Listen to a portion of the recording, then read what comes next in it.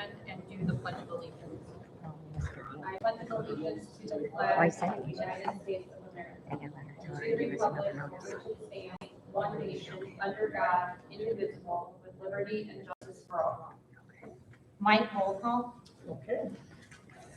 Kathy LaRue, Present. Adam Cedia, Lisa Elder, Present. Eric Stanich, Present. Mike Quigley.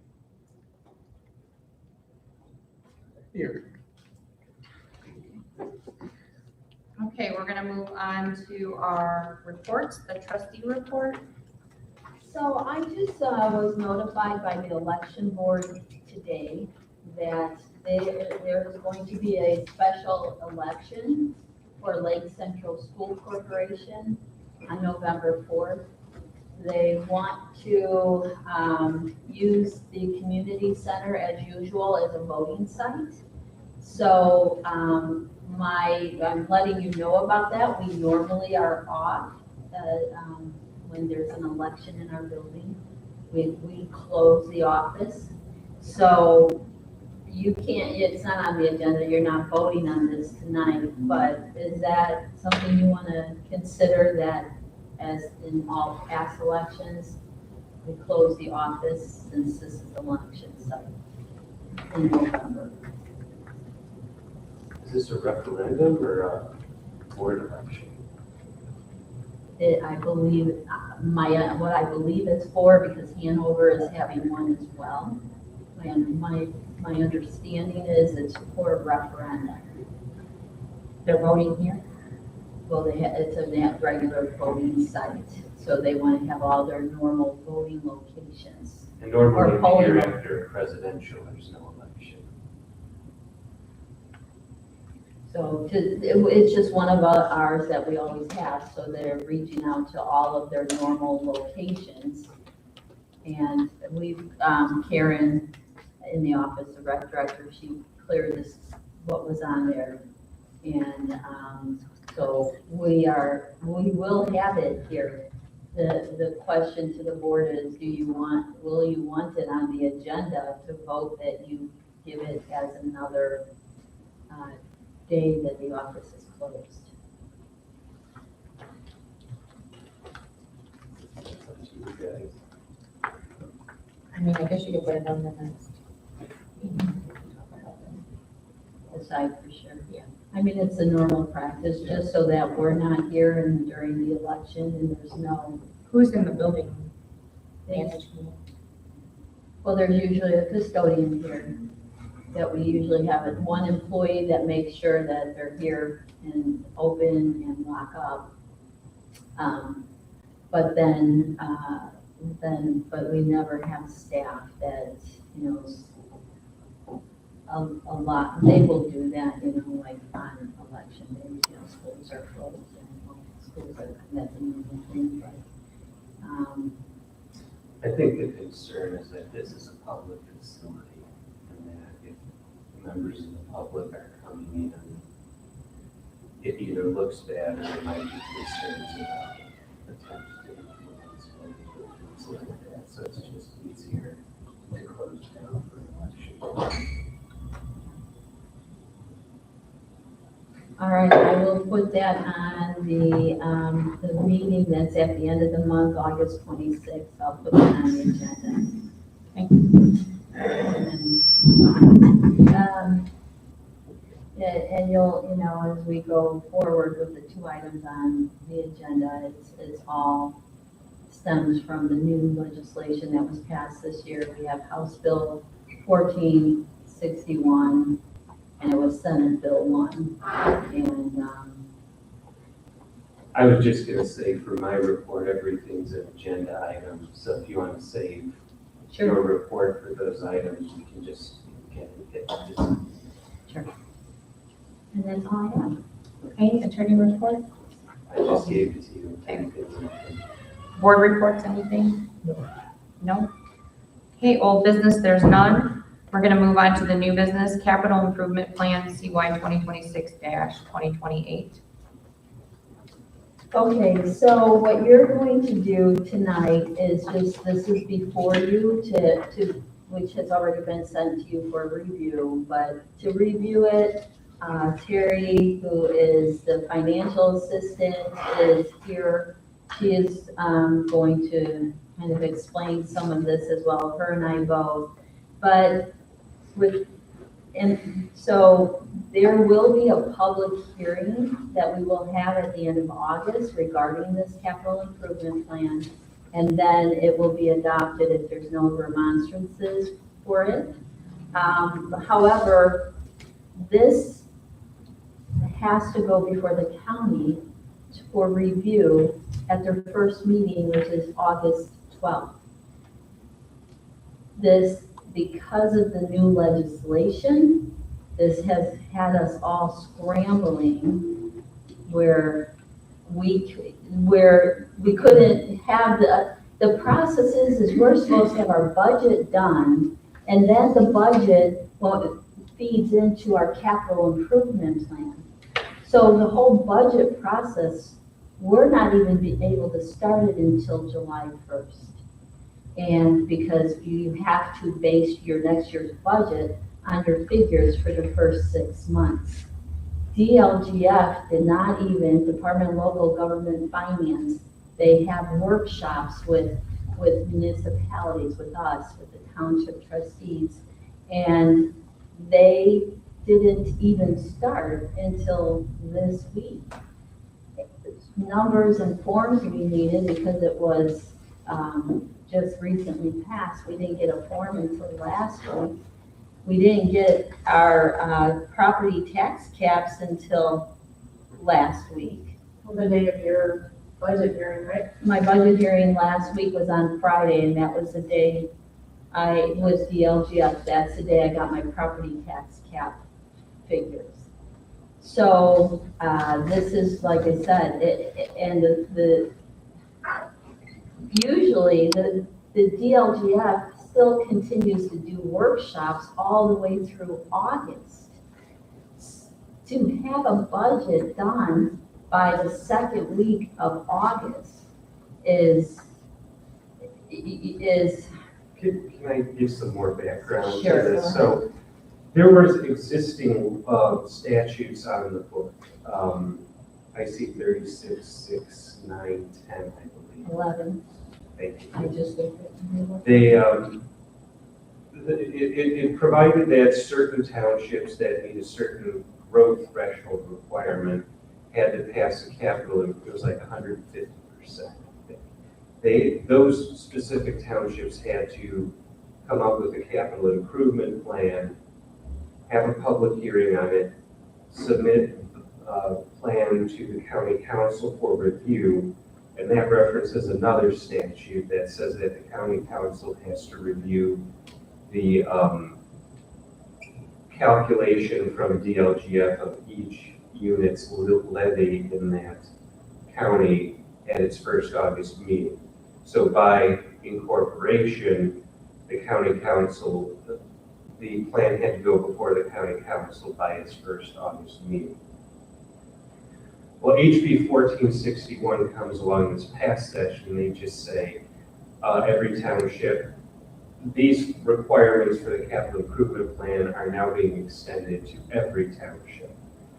My own theory is that was a compromise position between people who wanted to abolish townships altogether and those who didn't. So they said, well, okay, we'll keep the townships, but we're going to put what they saw as some form of oversight on them.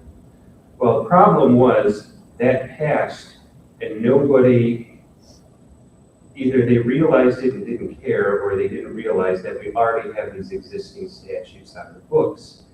So when this new legislation went into effect at the beginning of July, there was already a requirement that you have to have a public hearing, which is subject to a 10-day publication notice, and it has to be submitted to the county council by its first August meeting, which, as Kathy just said, in Lake County this year is the 12th.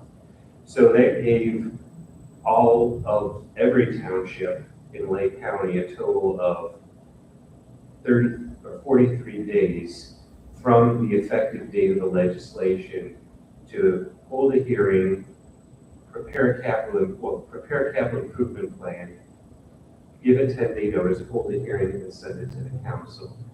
That's an unrealistic time based on what you just heard, she didn't even know what her numbers would look like until next Friday. So we're all scrambling to do the best we can with this. So the statute that requires the plan to go before the council just says the plan has to be presented. It doesn't require their approval. It doesn't even have to be the same plan that this board approves. So part of what we're asking you today is just to accept this so that it can be forwarded to the council in time. We will notice the hearing at which you will adopt the plan at a later date. For the actual adoption by you guys, we're sticking with the September 30th deadline that HB 1461 specifies. So that's the background on the capital improvement plan. And what did DLGF even give you the forms for this? Was that next week too? We got those on Monday, and we got our numbers on Friday. Yeah. So I told Kathy, I said DLGF doesn't have a form by the time this needs to go to council. I pulled something from the New York State Comptroller and said, you can work off of this if we need to, but at least DLGF can give us the form. And with DLGF, their defense, they were scrambling to get this together because they had to come up with a form that we use. And remember, before the CIP, capital improvement plan, can be done, we have to have our budget completed.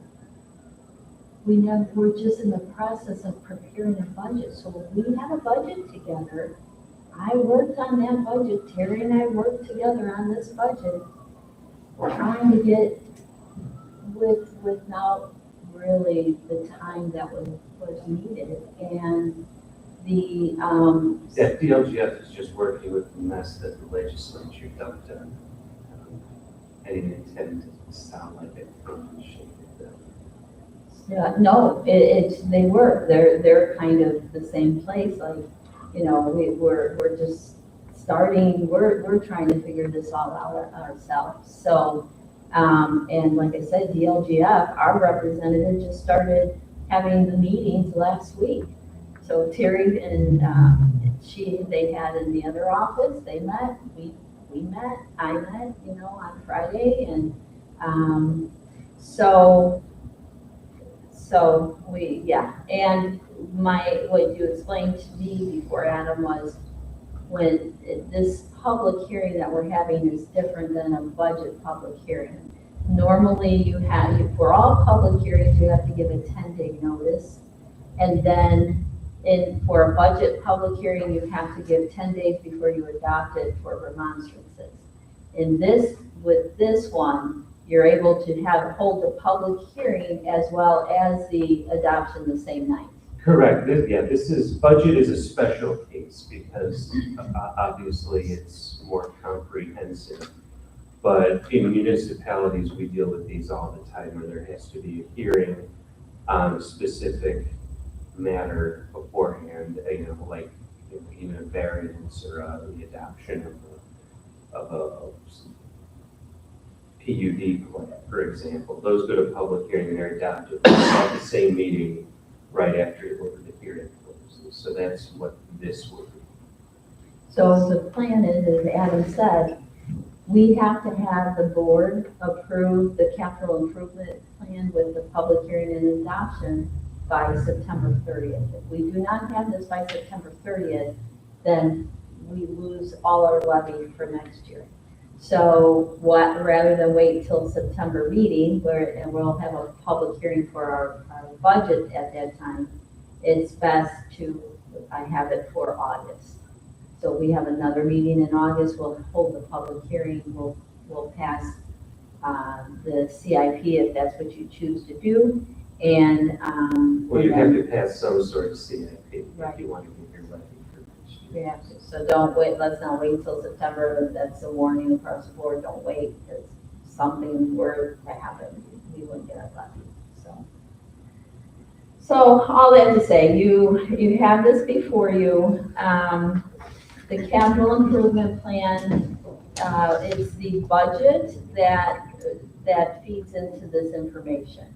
So what the legislation requires is that all unrestricted funds are considered to go towards the new road and infrastructure fund.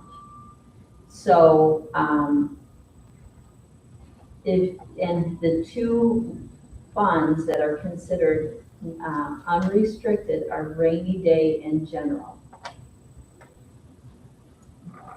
And whatever monies are not budgeted for the next calendar year or not earmarked for, say, a capital improvement plan or earmarked for something specific, then that money has to, 30% will be transferred by the board before the end of the year to this transportation, the infrastructure, road and infrastructure fund. Do you? And again, this was meant to address a perception that townships are just sitting on all this money. And the idea was to force them to disgorge the funds for use on road projects. That's my read on the legislature's intent behind this. Right, because when HB 1461 first started, it was because the wrong assumption that townships were sitting on all this money, they would have required that this year, after our whole budget process last year, that, you know, again, it's fascinating that we start our budget process in July. We hold a public hearing and have meetings with DLGF to get this budget prepared so that it would be a budget that would be acceptable and funded so that DLGF would approve that budget. And then it goes, we have a public hearing in September, the adoption in October, it goes before the DLGF. The DLGF sends out what's called a 1782 notice by the end of the year, latest early part of January to approve this budget. So we've done all that, and the original 1461 said that this year, 30% of our budget on as of July 1st would have gone to this road fund. 30, which meant we would not have been able to fund the budget that we had worked to get to begin with. So I asked Carrie to be here because she's the CIP expert. I don't know about that, but. Carrie is, So Kathy and I went over things that are gonna need to be done in the next several years. The DLGF wanted us at least to go 3 years out. So you'll see on page 4, I believe it is. It kind of works backwards. So if you just flip to page 4, it's this one. It tells you the years that the projects are projected for. And then the next page tells you the cost of those projects.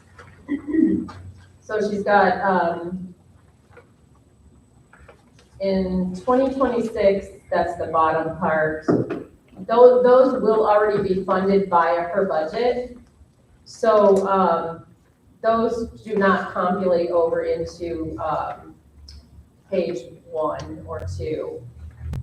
So she's got the landscaping for the township office and the community center at a cost of about $10,000. And then from her general fund, she's hoping to get an excess levy appeal with her 2026 budget to fund this cemetery erosion issues that she's having at the cemetery for a cost of about $600,000. So those two items in 2026 will be funded with her approved budget for 2026. So then we move on to 2027 and 2028 and 2029. So she's got gutters that she needs to have replaced on this building at a cost of about $10,000. She's got 3 HVAC units, that the costs are $7,000 a piece. And she's talking about rotating those between 2027, 28, and 29. And then, landscaping, benches and parks for about $15,000 in 2027. So then once we put in this data here, it filters over. If you look at page 2, that's your rainy day fund. And so we have to plug in our estimated cash balance and investments as of December 31st, 2026. So the end of the next year's budget. And this is really hard to read because they have blue in there, but I think it's $8,384. And so those capital improvements from 2027 moving into 2029 will be a cost of $46,000, which you see on A, committed to the township's capital improvement plan. So her adjusted balance in a rainy day with these projected projects is gonna be, she needs to come up with $37,616 to be able to do the rest of these projects on this plan in her rainy day fund to be able to fund that. So that's showing a negative balance. If you look at the next page, which is your general fund, the estimated cash balance as of December 31st, 2026 is $1,247. So 30% of that will have to be transferred into this new fund that you guys will adopt a resolution to create. So she'll be transferring approximately $374 to that road fund in 2026.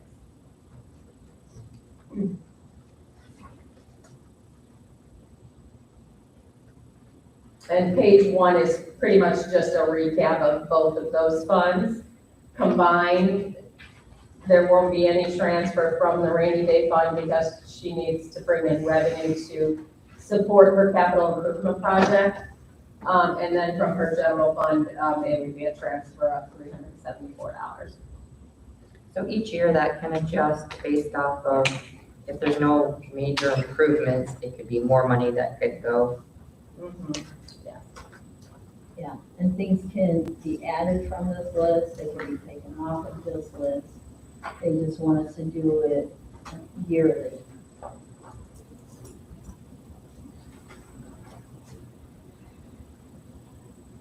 So, I don't know if you have any questions as far as. And so on that first page, in that second table where it says adjusted balance January 1st, 2027, the general fund had that 1,247, and then the 374 is the 30%. So whatever is not accounted for, 30% of the remainder goes to the roads. The roads this was a question that was had by, that was presented, and the roads and infrastructure has to be in the township. So it would be, what would happen is one of the towns, Dyer, Sherrville, or St. John, or even if it's a unincorporated, the county could come and request that we would enter into MOU, a memo of understanding that we would enter in an agreement with them and give the money that we have towards whatever project they have. And the board can accept it or reject it.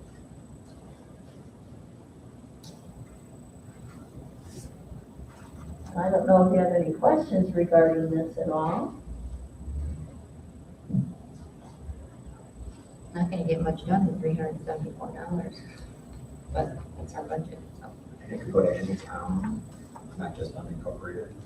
It's in our township, and the monies remain in the township because the money is coming from the residents in the township. So, but it can go to the 3 towns, which is Dyer, Sherrville, and St. John in our township. Or if it was an unincorporated and it's a county project, then it would go to that. You know, what kind of project, there's some talk that it could be a sidewalk or that's not, that hasn't been clear.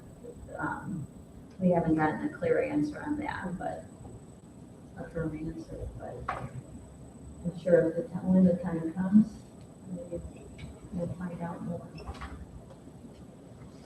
I have no question. No. Okay, I'm going to accept the capital improvement plan for CY 2026-2028 as a matter of record. And we're going to move on to resolution 2025-08, creating roads and infrastructure fund. Adam? This is the other part of what Kathy just explained to you is because the statute requires that the percentage go into this fund, we need to create the fund. Section 3, subsection A outlines the statutory requirements, which Kathy just went through. And then B is just general internal controls apply. It's just a fund creation resolution, essentially. I have a question, Adam. Sure. So as I'm reading this, it says, so section 3A, it says township makes transfers from the rainy day fund. Can you just read that whole section, Sure. section 3A? Want me to read it out loud? Yeah, please. Under IC 36-6-10-5, any transfer of funds from the Roads and Infrastructure Fund for a permitted purpose must be accomplished in the same manner that the township makes transfers from the rainy day fund, except that the amount of the transfer of unobligated cash balances not to exceed 10% of the township's total annual budget must contribute 30% of the balance of all unrestricted funds that exceed the township's budget for the following year as provided in the township's capital improvement fund. So my question to you is with the not to exceed 10% of the township's total annual budget. That's a cap. So it's, you get 30%.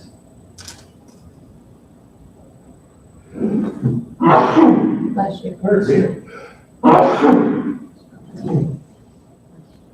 That 30% gets transferred out, but there is a cap imposed of 10% of the township's total annual budget.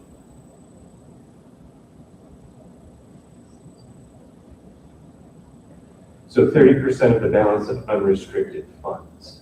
Right. If that's more than 10% of the total budget, then it's capped at that amount. It can't go above 10% of the township's total budget. So if our total budget's like $1 million, that's 100,000 is 10%. Yeah, it can't be That more can than, exceed exactly. 100,000. And this is, I literally copied and pasted this from HB 1461. Because it is the same as the rainy day transfer too. The rainy day transfer caps at 10% of the budget. I knew that the rainy day did, that capped at 10%. I did not realize that that this capped at 10%.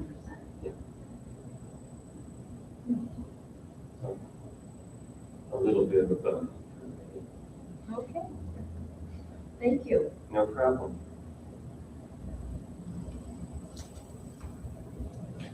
Any questions? So do we need to accept that? No, you have to, this has to, the resolution, you have to vote on, make a motion and vote on it. Look, make a motion for approval for resolution 2025-08, creating roads and infrastructure fund. Second that motion? All in favor? Aye. Aye. Motion carries 3-0.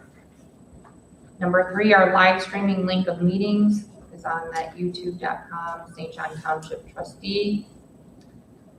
Move on to citizen input. Any citizen input?